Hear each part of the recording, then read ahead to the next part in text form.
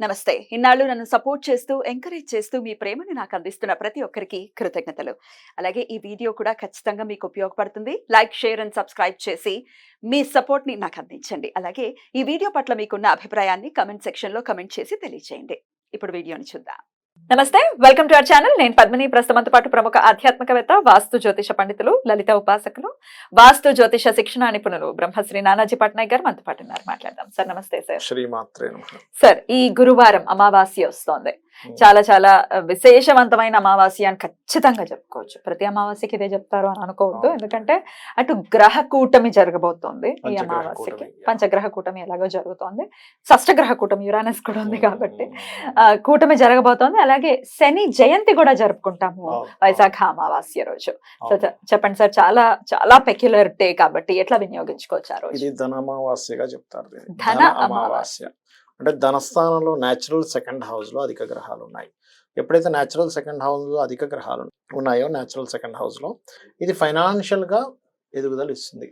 అంటే ఎవరైతే ధనం కోసం బాగా ఇబ్బందుల్లో ఉన్నామండి, మాకు రావాల్సిన డబ్బులు రావట్లేదు, లేకపోతే నేను చేస్తున్న వ్యాపారం ద్వారా అభివృద్ధిలోకి రాలేకపోతున్నాము అని అనుకున్నప్పుడు మాత్రం ఇట్స్ వెరీ క్లియర్లీ షోయింగ్ దీని ద్వారా మీకు ధనయోగం అనేటువంటిది పట్టనుంది అనేటువంటిది చాలా స్పష్టంగా చూపిస్తుంది.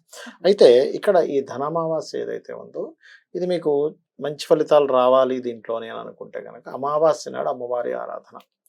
అందులో పర్టికులర్గా అమావాస్యకి ఎప్పుడు కూడా మీరు ఈ అమావాస్యకి 5 గ్రహాలు కలిసి ఉంటున్నాయి కాబట్టి 5-6 తేదీల్లో ఈ పంచగ్రహ కూటమి ఉన్నాయి కాబట్టి వీలైనంత మటుకు ధనం ఉంది, స్తోమత ఉంది అంటే గనక 5 రకాల పదార్థాలు అమ్మవారికి నైవేద్యంగా పెట్టండి. పాయసాన్నము, దద్దోజనము, పసుపుతో కూడినటువంటి పులిహోర, గూడాన్నము ముఖ్యంగా, అదేవిధంగా శనగలతో చేసినటువంటి పదార్థం. ఎందుకు అంటే శనగలు గురువుకు ప్రతీక, గురువు కూడా ఆ పంచగ్రహ కూటమిలో ఉన్నాడు కాబట్టి. పెసలతో చేసిన పదార్థం బుధుడికి సంబంధంగా పెట్టచ్చు, లేదా ఆకు ఒక్కతో చేసినటువంటి మనం ఆ యొక్క తాంబూలం కూడా నైవేద్యంగా పెట్టచ్చు. ఈ రకంగా 5 గ్రహాలు ఎప్పుడైతే 5 గ్రహాలకు సంబంధించినటువంటిది ఏదైతే మనం నైవేద్యంగా పెడతామో అమ్మవారికి సంతృప్తిని, అంటే మనం ఎంతో ప్రేమగా పెట్టినటువంటిది. ఒకవేళ మాకు అంత స్తోమత లేదండి, అవన్నీ చేసుకోలేము, నాకు చేయడం రాదు అనుకుంటే కనుక సింపుల్ 5 రకాల పళ్ళు పెట్టండి. ఒక జామ పండు, లేకపోతే ఒక దానిమ్మ పండు, ఒక అరటి పండు, ఇప్పుడు మామిడి పళ్ళు కూడా ఉన్నాయి. మామిడి పళ్ళు గురువుకి ప్రతీక కాబట్టి అట్లాగా ఇంకో ద్రాక్ష పండు, సీతాఫలం ఏదో పెడతారు, పెట్టండి. దీనివల్ల ఏమవుతుందంటే ఒకటి మనకి బయట ఉండే వస్తువులు ఏవైతే అంటే చెట్ల నుంచి కాచేటువంటివి కావచ్చు, తినేటువంటి పదార్థం ఏదైనా కావచ్చు, దానికి ఒక లక్షణం ఉంటుంది. ఎలా అంటే ఇప్పుడు చూడండి, మనకి మెడికల్లో ఒక్కొక్క జబ్బు తగ్గడానికి ఒక్కొక్క దాంట్లోంచి తీసుకుంటారు. హోమియోపతి కావచ్చు, అలోపతి కావచ్చు, దాంట్లో ఒక పదార్థం తీసుకుని దాని ద్వారా మెడిసిన్ తయారవుతుంది.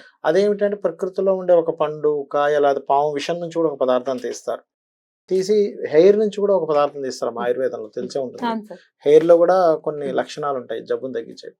అలాగే మన కర్మని తొలగించడానికి కొన్ని ఇన్ని రకాల పదార్థాలు ఎప్పుడైతే పెట్టి భగవంతుడికి చూపిస్తాం. ఎందుకు చాలా మంది చూడండి ఎక్కువ పదార్థాలు పెడతారు, కొంతమంది ఎందుకు పెడుతున్నారు నైవేద్యం అనుకుంటాం. కాదు, అన్ని పదార్థాల ద్వారా అన్ని రకాల దోషాలు పోతాయి అమ్మవారికి నివేదన చేసినప్పుడు.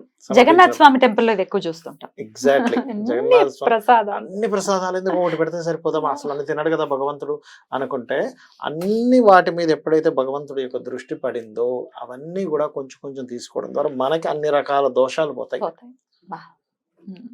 అది కూడా ఎందుకు మనం పదార్థాలు ఎందుకు పెట్టమని చెప్పాము, food house is second house, food తినే ప్రదేశం. ఈ వెళ్ళి సెకండ్ హౌస్ లో కూర్చున్న 5 పదార్థాలు, ఈ ఎక్కువ పదార్థాలు నైవేద్యంగా పెట్టి దాని ద్వారా తీసుకునేటువంటిది ఏదైతే మనం అనుగ్రహం ఉందో ప్రసాదంగా, దాని ద్వారా దోషం పోతుంది. అది ఇక నైవేద్యం పెట్టి ఆ రోజు ఉపవాసం ఉండాల్సిన అవసరం ఏమీ లేదు. ఏకాదశిగా ఉండాలి, అమావాస్య ఉపవాసం ఉండాలి. కొంతమంది ఒక పొద్దు చేస్తారు, కొంతమంది చేస్తారు పొద్దున్న నుంచి సాయంత్రం వరకు అలాగే ఉండి సాయంత్రం చుక్క చూసి భోజనం చేయడం అంటారు. లేదా అలాగా సాయంత్రం వరకు ఉండి సాయంత్రం పూజ అయిపోయిన తర్వాత తింటారు. ఇది ఉదయము సాయంత్రం 2 సార్లు పూజ చేసుకోవచ్చు ఈ అమావాస్య నాడు. ఈ అమావాస్య నాడు సహజంగా లలిత అమ్మవారి దగ్గర పటం దగ్గర చక్కగా ఇల్లు క్లీన్ చేసుకొని, ముందు రోజే క్లీన్ చేసుకొని చక్కగా మీరు ఆ రోజు అమ్మవారి పటానికి అలంకరణ చేసుకొని లలితా సహస్రనామాలు పూర్తిగా చదవడం. ఇంకా వీలైతే కనుక అమావాస్య నాడు 27 టైమ్స్ చదివితే దారిద్ర్యం పోతుంది. కానీ బాబా. అంత అన్నిసార్లు చదవగలిగే ఓపిక ఉండాలి. ఒప్పుకుంటే ఖచ్చితంగా దారిద్ర్యం పోతుంది. సామూహికంగా చేస్తే ఆ ఫలితం ఉంటుందా? ఇప్పుడు 27 కొంత మంది ఫలితం కూర్చొని. ఉంటుంది, కొంత ఫలితం ఉంటుంది, కొంత ఉంటుంది. కొంత ఉంటుంది. ఒక కానీ 5గురు కూర్చుని పోనీ చేస్తున్నారు చేసినా కూడా అది ఎంత ఫలితం ఉంటుందమ్మా, అట్లా ఉండదనేం లేదు. కాకపోతే దానిలో మన నియమమే మీరు చేయగలగాలి కంప్లీట్ గా. అది మెయిన్ గా చూసుకుంటే కనుక. అయితే ఈ రోజుకి ఇంకొంచెం ఎన్హాన్స్ చేస్తూ అటు శని జయంతి జరుపుకోవడం. Yeah, yeah, yeah. శని అంటేనే ఎంత మేజర్ రోల్ ని ప్లే చేస్తారు ఎవరి జన్మ జాతకంలోనైనా అవును. అనేది మనందరికీ తెలిసినటువంటి విషయం. అవును. ఆ స్వామి గురించి కూడా 4 మాటలు ఆయన ప్రీతి కోసం ఏం చేసుకోవచ్చు. తప్పకుండా అమ్మా. శని భగవానుడు కర్మకారకుడు, ఇది ఫస్ట్ గుర్తుపెట్టుకోవాలి. శని జయంతి, శని భగవానుడు కర్మ అనేది మనం ఫస్ట్ ఒక క్లారిటీ రావాలంటే, అలాగా ఆయన ఏదో మన మీద కక్ష కట్టేమి ఇవ్వట్లేదు రిజల్ట్. మన కర్మ అనేటువంటి ఒక పోస్ట్ ని ఆయన పట్టుకొచ్చి మనకి ఇస్తున్నాడు. అనుభవింపజేస్తున్నారు. మనం లోన్ కట్టాలి, అప్పు తీసుకున్నాము, పోస్ట్ తెచ్చినటువంటి పోస్ట్ మ్యాన్ మీద మీరు కోపడతానంటే అట్లా ఊరుకుంటాడు ఆవిడ సార్.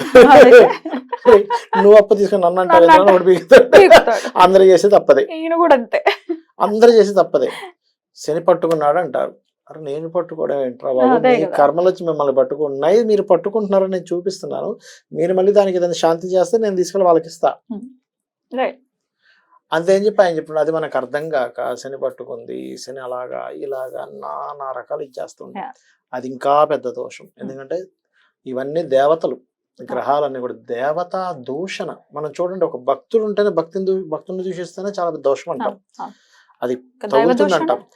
దైవ దూషణ ఇంకా పెద్దది కదా, డెఫినెట్లీ అంతే సార్. ఇంకా పెద్దది కదా. అక్కడ మనం మిస్టేక్ చేస్తున్నాం, అది చేయకూడదు. ఒకటే అనుకోవాలి, స్వామి నేను ఏదో తప్పు చేస్తుంటే అజ్ఞానంలోనో తెలుసో తెలియకో కామంలోనో నా జ్ఞానం ఇదయ్యో ఏదో తప్పు చేసేసా, నన్ను క్షమించి నీ పాదాలు పట్టుకుంటున్నా అనుకోండి, అక్కడ రిలీఫ్ అనేటువంటిది వస్తుంది. అంతేగాని శని ఇలా పట్టుకున్నాడు కాబట్టి దీన్ని ఇప్పుడు ఏం చేయాలి, ఏం బలి ఇవ్వాలి అనుకుంటే కాదు, ఆహాన్ని బలి ఇవ్వాలి. ఆహాన్నే బలి ఇవ్వాలి. ఏం చేయమంటారు సార్ ఆయన ప్రీతి కోసం? ఒకటేనమ్మా, శని ఎప్పుడు కూడా లేబర్స్, మన కింద పనిచేసే వాళ్ళు, పని వాళ్ళు, ముసలి వాళ్ళు, బాగా ఏజ్డ్ పర్సన్స్ లో ఉంటాడు అని చెప్తుంది శాస్త్రం. కార్మికులు కర్షకుల మీద ఉంటారని చెప్తుంది శాస్త్రం. వాళ్ళని సంతోష పెట్టేలాగా మీరు ఏదైనా ఇవ్వగలగాలి. వాళ్ళకి 100 రూపాయలు ఇవ్వండి, కొనుక్కోనరా, మీ పిల్లలు కొనుక్కోను, 500 ఇవ్వండి, 100 ఇవ్వండి, వాళ్ళకి ఏదో చొక్కా ఇవ్వండి, అప్రిషియేట్ చేయండి. ఇవన్నీ కాదు, అప్రిషియేట్ చేయండి. తిన్నావా అని అడగండి కనీసం.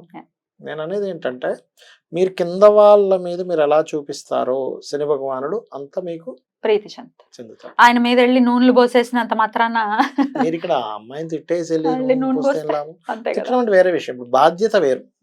ఆఫీస్ లో ఒక బాస్ కొన్ని పాటించకపోతే వాళ్ళు ఇష్టం వచ్చినట్టు పని చేస్తారు, దానివల్ల సంస్థే మూతపడిపోతుంది. That is different. ఇప్పుడు ఈ ఒక్క వ్యక్తిని కంట్రోల్ చేయకపోతే, వీళ్ళని చూసి వేరే వాళ్ళందరూ అలా పాటిస్తే మొత్తం సంస్థ పోతే అందరు ఉద్యోగాలు పోతాయి. బాధ్యతను ఎప్పుడు కాదనకూడదు. మాకు భగవద్గీత చెప్పేది అదే. శ్రీకృష్ణ పరమాత్మ కూడా అర్జునుడు నేను యుద్ధం చేయని ఇంతమందిని చంపాలంటే, అరే బాబు నీ ధర్మం అది, నీ ధర్మం నువ్వు పాటించి అందులో నువ్వు చనిపోయినా పర్లేదు అన్నాడు. అలాంటప్పుడు ఇది నీ ధర్మం. భర్త భార్య మీద కోప్పడ్డా, భార్య భర్త మీద కోప్పడ్డా, ఇప్పుడు ఆయన బాగా తాగి వస్తున్నాడు, అమ్మో పతే ప్రత్యక్ష దైవం అండి నేను ఒక మాట అనకూడదంటే, అట్లా తాగి వచ్చే వ్యక్తిని భర్తను కనుక ఆపకపోతే ఆయన ప్రాణం పోతుంది రేపు పొద్దున్న. బాధ్యత అది. బాధ్యత వేరు, కక్ష పెట్టుకొని అనడం వేరు, కోపగించడం వేరు. ఇవన్నీ డిఫరెంట్ కాన్సెప్ట్స్. ఇక్కడ నేనేమంటున్నానంటే, మీ కింద వర్క్ చేసే వ్యక్తి ఏదైనా తప్పు చేస్తే ఖచ్చితంగా మీరు మందలించాలి, అప్రిషియేట్ చేయాలి. అది భర్త కావచ్చు, భార్య కావచ్చు, పని వాళ్ళు కావచ్చు, పిల్లవాడు కావచ్చు, ఎవరైనా. అంతేగాని ఇక్కడ అమ్మో ఇక్కడ శని అన్నాడు కదండి, వాడు ఏం తప్పు చేస్తాను నేను ఊరుకుంటాను అలా ఉండమని నేను చెప్పట్లే. ఆయన శని కదా అమ్మ మనం అనకూడదని కాదు. ఆయన తప్పు చేస్తే ఆయన చెప్పాలి, మందలించి చెప్పాలి, ఇంకోసారి చేయకూడదని చెప్పాలి, ఆయనకి ఇచ్చే అప్రిషియేషన్ ఇవ్వాలి, ఆయనకి ఇచ్చే గౌరవం ఇవ్వాలి. ఇది మనం అర్థం చేసుకోవాలి. Right sir. రెమెడీస్ చేసేయటమే కాదు, పూజలు చేసేయటమే కాదు, నిత్య దైనందిన జీవితంలో మనం చేసేటటువంటి తప్పుల్ని కూడా సవరించుకోవాలి. 100% సవరించుకోవాలి. అద్భుతం సార్. సో డెఫినెట్ గా గ్రహ కూటమి జరుగుతోంది ఈ 2 రోజుల్లో, మరింత విశేషంగా జరగబోతోంది కాబట్టి అమ్మవారి ఆరాధన అన్నిటికీ ఆన్సర్ అని ఖచ్చితంగా. 100%. ఒక్క నామం ఏదైనా చేసుకోవాలంటే ఏం చెప్తారు సార్? అనాకలిత సాదృశ్య చుబుక శ్రీ విరాజితాయే నమః. అమ్మవారి గడ్డపు శోభ గురించి చెప్పినటువంటి నామం లలిత సహస్రనామాలు ఇది చేసుకుంటే శని సంబంధించిన దోషాలు చాలా తగ్గుతాయి. బ్యూటిఫుల్. అలాగే ఈ గ్రహ కూటమికి సంబంధించి కూడా ఇది పనిచేస్తుంది. సూర్య నమస్కారాలు ఎక్కువగా చేసుకోవాలి గ్రహ కూటమికి. Right sir. అద్భుతం సార్. చాలా బ్యూటిఫుల్ గా ఎక్స్ప్లెయిన్ చేశారు. ప్రతి ఒక్కరూ కూడా ఇది ఈ రోజును వినియోగించుకోవాలని మనస్ఫూర్తిగా కోరుకుంటూ థ్యాంక్ యూ సార్. నమస్తే. శ్రీమాత్రే నమః.